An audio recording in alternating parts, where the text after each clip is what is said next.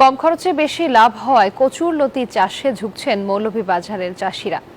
জানুয়ারি মাসে বীজ ফেলে জুন জুলাইয়ের মধ্যেই ফসল তুলে বাজারে বিক্রি করা যায়। অল্প সময়ে ফলন পাওয়ায় লতি চাষে আগ্রহী হচ্ছেন অন্যরাও। পরামর্শ দিয়ে পাশে আছে কৃষি বিভাগ। শেখ সিরাজুল ইসলামের পাঠানো তথ্যচিত্রের ডেস্ক রিপোর্টে বিস্তারিত। বাংলাদেশের স্বাদ ও পুষ্টিগুণের জন্য জনপ্রিয় সবজি কচুরলতি। চাহিদা থাকায় সারা বছরই বাজারে ভালো দাম থাকে এই সবজির।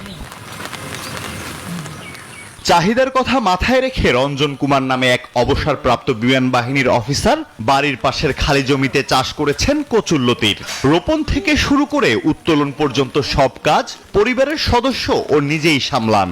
যারা তরুণ উদ্যোক্তা আছে তাদেরকে আসলে বাইরে গিয়ে আমি আমার মেধাটা ওখানে বিক্রি করার চেয়ে আমার দেশে বিক্রি করি, মেধাটা দেশে বিক্রি করে যদি আমি এখানে 50 থেকে 60,000 টাকা যদি ইনকাম করতে পারি, নিজের পরিবারের সময় দিতে পারবো। বর্তমানে কচুরলতি বিক্রি করে ভালো আয় হচ্ছে চাষিদের। লতি বিক্রি করেই জীবিকা নির্বাহ করেন অনেক কৃষক। লতা অনেক দেশের মানুষের এখানে, গ্রামের মানুষের এখানে অনেক বেশি বিক্রি হয়, অনেক বেশি চাষ হয়। পারিয়া এটা দইয়া এটা মেনামত করিয়া বাজারে নেওয়া লাগে। মালিকের ওখানে কাম করি আমরা বাচ্চা কাচ্চা লিয়া খাই। নিরঞ্জনকে দেখে এই চাষে উৎসাহী হচ্ছেন অনেকে। অনেক বান্ডেল থাকলে প্রতি সেনমানিতে টাকা বাঁচবে।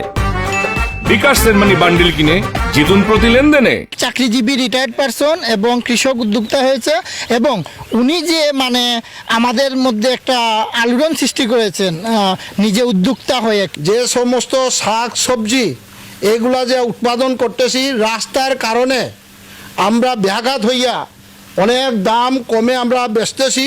পরামর্শ ও সহায়তা দিয়ে পাশে থাকার কথা জানিয়েছে কৃষি বিভাগ। আমাদের এই মৌলভীবাজার জেলার কৃষকগণ তাদের নিজস্ব চাহিদা মিটিয়ে তারা বাংলাদেশের বিভিন্ন জায়গায় সেই লতি রপ্তানি করে যাচ্ছে এবং আমরা দেখেছি যে এই জেলাতে এই জনপ্রিয় এই সবজিটির আবাদ দিন দিন বেড়ে চলেছে। জেলা কৃষি সম্প্রসারণ অধিদপ্তরের তথ্য মতে চলতি বছর জেলায় 250 হেক্টর জমিতে কচুরলতির চাষ হয়েছে। আলহাদি খান, ডেস্ক রিপোর্ট, নিউজ 24।